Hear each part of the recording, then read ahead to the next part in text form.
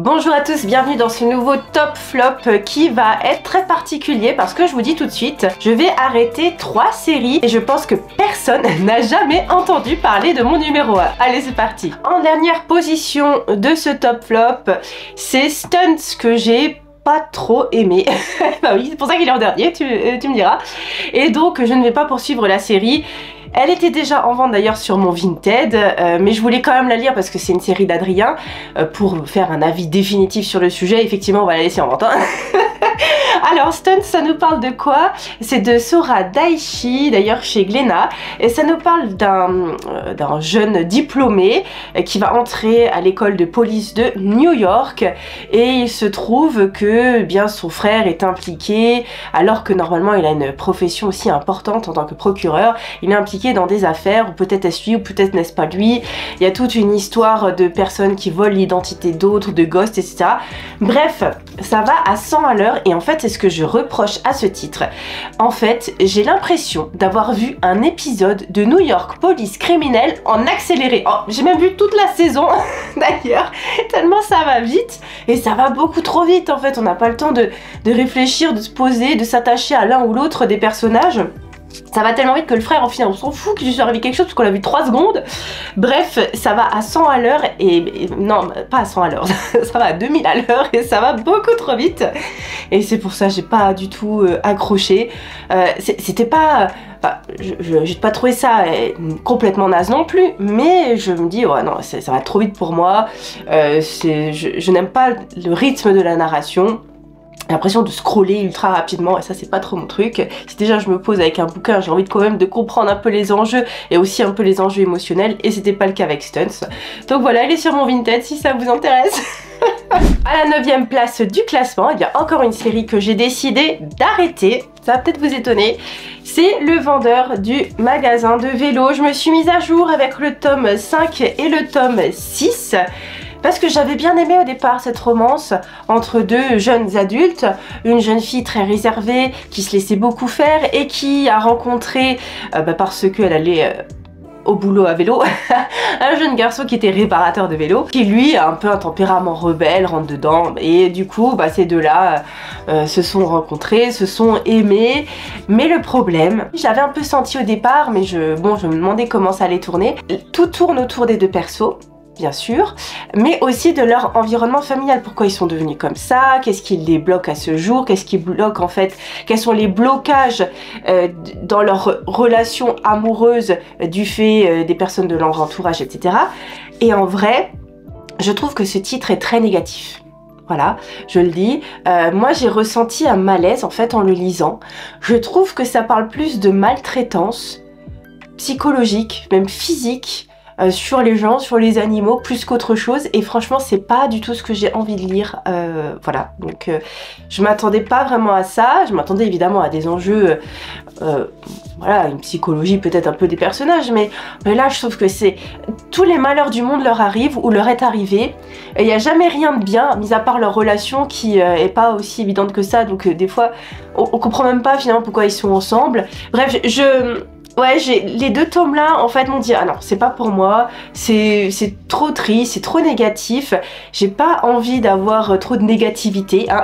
Voilà, j'en vois assez toute la journée, d'accord, le monde réel est déjà assez triste comme ça, là c'est maltraitance sur maltraitance et j'en ai un petit peu assez, voilà, donc j'arrête ce titre, il sera sur mon Vinted, voilà. Après c'est pas complètement nul non plus, hein, j'ai bien aimé, mais voilà, ça s'arrête. Et enfin, dernière série que j'arrête, voilà, qui est à la place numéro 8 de ce top flop, c'est Windbreaker. Et oui, Windbreaker, je me suis mis à jour à fond, hein. J'ai pris le 7, 8, 9 et 10 de cette série que j'avais bien aimée, que j'aime bien, attention, hein, c'est pas une mauvaise série, mais je pense que je ne suis pas la cible. Alors, Windbreaker de Satoru Honii chez Pika Édition, ça va nous parler d'un jeune garçon, Sakura, qui va arriver dans un nouveau lycée.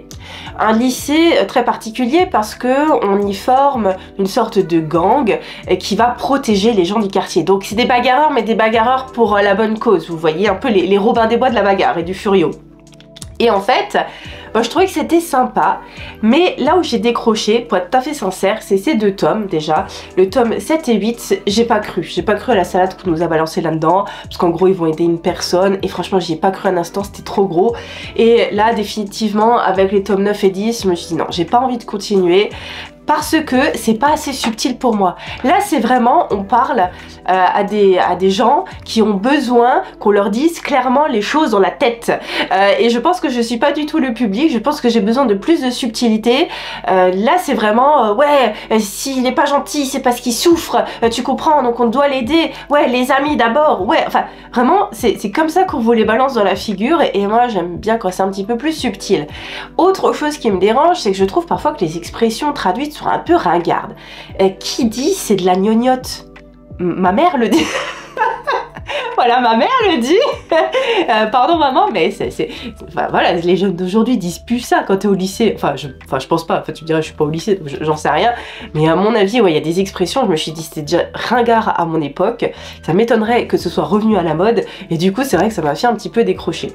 Donc je pense pas que je sois la cible, voilà, de Windbreaker. J'ai bien aimé mon petit, les 5 premiers tomes, voilà, les 6 premiers tomes.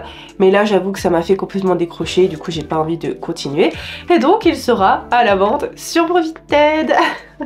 À la place numéro 7, eh bien là c'est un titre que j'ai retiré de la vente parce que c'était un titre d'Adrien que j'ai décidé de lire avant qu'il soit vendu, et j'ai bien aimé. Et c'est Sakura Saku, un joli petit shoujo tout mignon. Donc j'ai lu les tomes 1 et 2 qu'avait Adrien et je me suis acheté le tome 3 pour confirmer justement si je continuais à garder la série ou pas. Et oui, j'aime beaucoup cette petite romance toute douce, toute mignonne, qui m'a fait du bien.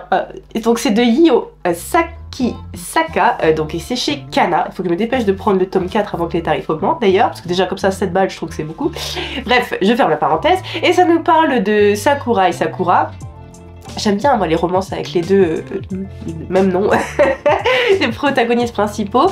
Et en gros la petite Sakura fille, eh bien elle a été toujours très dans son coin, personne l'a remarqué. Et puis un jour quelqu'un l'a aidée dans le métro, elle a décidé de savoir qui était cette personne. Et donc elle rencontre le frère de son sauveur. Et là va commencer une petite romance lycéenne comme on les aime, avec des triangles amoureux. Et j'ai trouvé ça sympa parce que il y a d'autres personnages bien sûr qui sont intégrés dans le groupe et il y a des choses assez intéressantes qui se passent, je trouve. C'est les premiers émois amoureux, voilà, on se souvient de comment on était à cet âge-là, quand on découvrait l'amour, qu'est-ce que c'est l'amour, comment on sait que c'est de l'amour, pourquoi on est avec quelqu'un, etc. J'ai trouvé que c'était mignon, ça m'a bien plu, c'était une petite lecture toute douce avant de dormir, je me suis dit ouais, pourquoi pas. C'est pas révolutionnaire, mais ça m'a bien plu, ce petit Sakura Saku, donc voilà, moi je vais continuer la lecture et je vais garder, et puis peut-être que dans le plus tard possible, et je sais pas moi, dans 10-11 ans, peut-être que ma fille elle aura envie de lire et ce sera pas mal, voilà, quand on est adolescent, c'est mignon à lire quoi. Voilà, j'aime bien. À la place numéro 6 du classement, Ace of Diamond, le tome 1, une série d'Adrien d'ailleurs, qu'il avait bien aimé, on avait trouvé ça d'occasion. C'est de Yuji Terajima et c'est chez... Je reconnais pas les logos moi. Mangetsu. Et c'est chez Mangetsu. Alors, une série qui va être très longue d'ailleurs, sur le baseball. Et quand j'ai commencé à lire ça, je me suis dit mais pourquoi j'ai ouvert ce bouquin? Je n'aime pas le baseball, je suis pas particulièrement fan des mangas de sport. Et en vrai j'ai bien aimé, je passais un bon moment, c'était plutôt sympa. J'ai beaucoup aimé le personnage principal qui a un caractère très shonen quoi. Il en veut, il va être le meilleur, etc. Il va intégrer une équipe de baseball de Tokyo parce qu'il s'est fait démarcher dans sa petite école où il perdait tout le temps, d'ailleurs avec ses potes, donc ça c'était assez drôle. Et donc beaucoup de regrets, enfin pas de regrets mais plutôt des interrogations. Est-ce que je dois partir à Tokyo, je dois rester avec mes amis et faire du baseball avec eux, quitte à perdre tout le temps. Et finalement voilà, il s'est décidé. Et j'ai beaucoup aimé voilà, le tempérament de ce personnage. Les 2-3 persos qu'on nous a introduits comme rivaux, comme partenaires aussi m'ont beaucoup plu. J'ai bien aimé aussi le cercle familial d'ailleurs du jeune homme, où ils ont une manière d'éduquer qui... Alors évidemment en réalité j'appellerais les services sociaux, bon, qu'on s'entende bien, hein, mais dans cette fiction j'ai trouvé ça rigolo, voilà, cette façon de faire. En gros, il met des grosses tartes, quoi. Et évidemment, je ne cautionne absolument pas ce genre de violence dans la vraie vie, qu'on soit d'accord. Mais bref, voilà, sur le coup, j'ai trouvé ça drôle. Il donne, et d'ailleurs il a repris cette mauvaise habitude de son grand-père en donnant des baffes pour donner de l'énergie à tout le monde. Enfin voilà, j'ai trouvé ça drôle. Bref, en tout cas, j'ai bien aimé le rythme, j'ai trouvé que c'était ultra sympa. J'ai bien aimé aussi l'introduction du jeune homme dans sa nouvelle école qui est tout de suite affichée. Et donc c'était plutôt sympa, je trouvais ça drôle, je trouvais ça divertissant. Et quand bien même je suis pas fan de baseball, je trouve ça très sympa à lire, voilà. Donc belle découverte, Ace of Diamond. À la place numéro 5 du classement, Knitting Life chez Kiyun, essai de Tetsuya Tsutsui. Et donc comme vous voyez, j'ai le tome 2 parce que c'est une intégrale en 2 tomes. Et ça nous parle d'un homme qui a décidé de quitter son travail parce qu'il n'en pouvait plus en fait de la société ou comment ça se passait au boulot. Bref, parce que c'est un peu rude au Japon visiblement, si c'est vrai ce qu'on nous raconte là-dedans, avec des maltraitances psychologiques qui sont assez importantes, voilà, une pression qui est très forte. Et donc il a décidé de partir en empochant un bon petit billet d'ailleurs, et il a décidé de vivre dans un petit appartement reclus tout seul et il veut pas sortir. Il veut pas sortir du tout. Et un jour, il y a une nouvelle voisine qui arrive et il décide de jouer aux jeux vidéo avec elle, donc toujours sans sortir de chez lui bien sûr.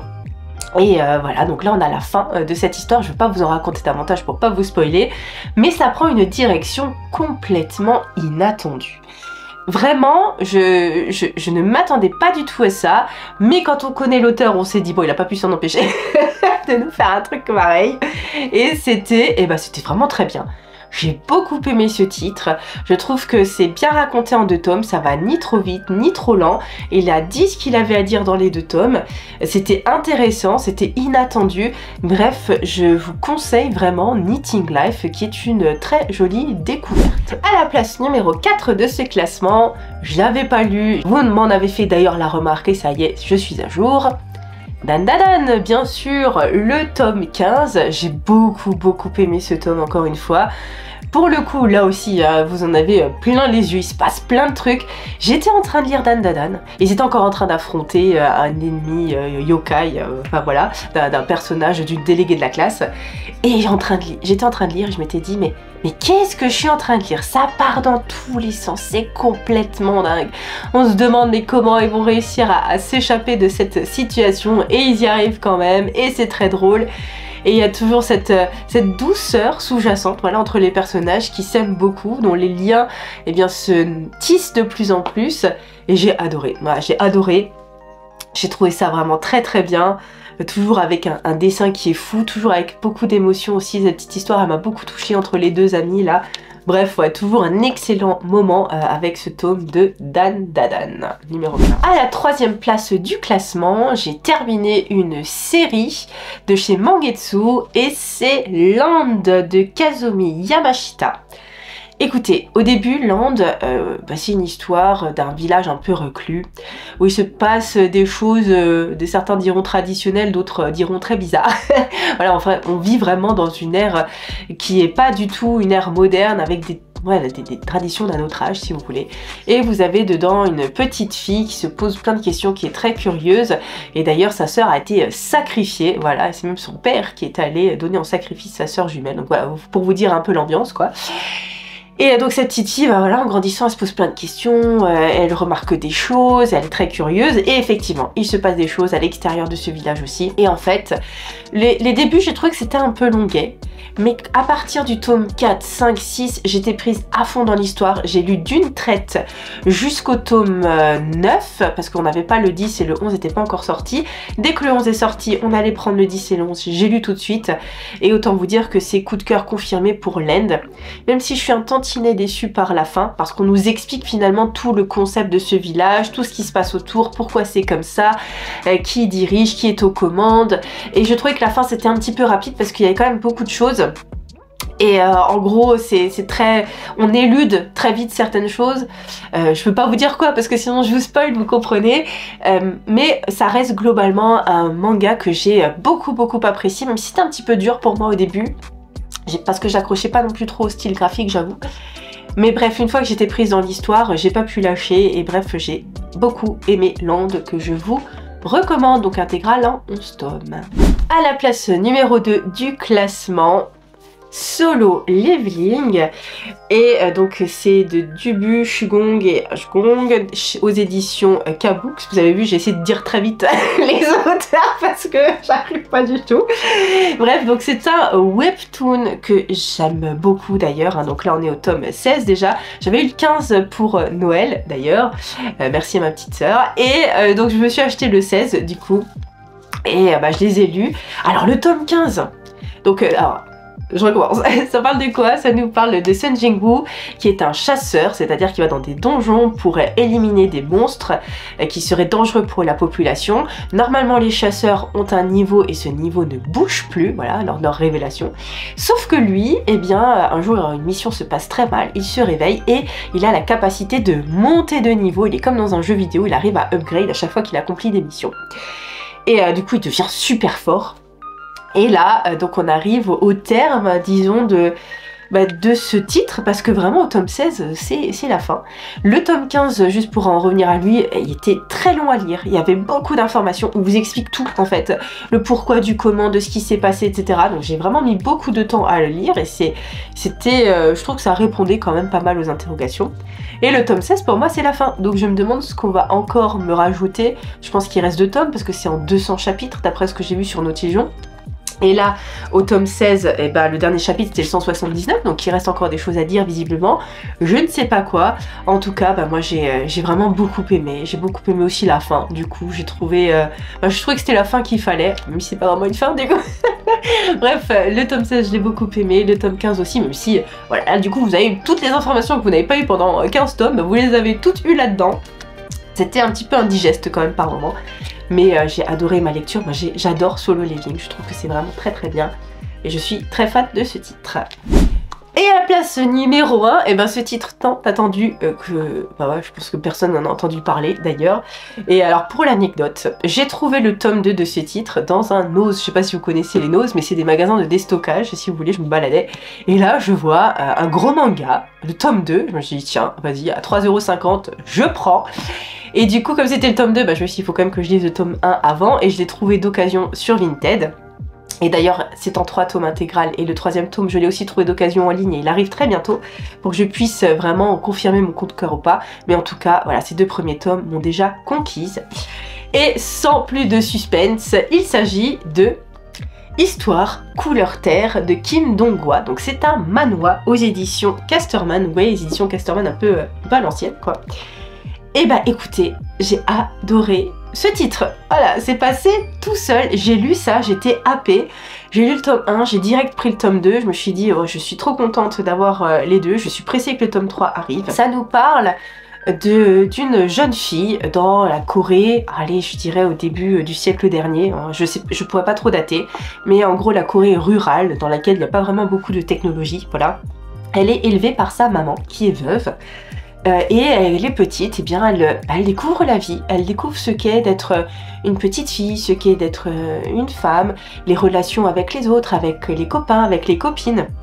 Et c'est beaucoup axé sur le développement justement des jeunes filles qui se découvrent elles-mêmes, qui découvrent leur corps, qui découvrent la place qui leur est réservée dans la société. Elle a une très très belle relation avec sa maman d'ailleurs.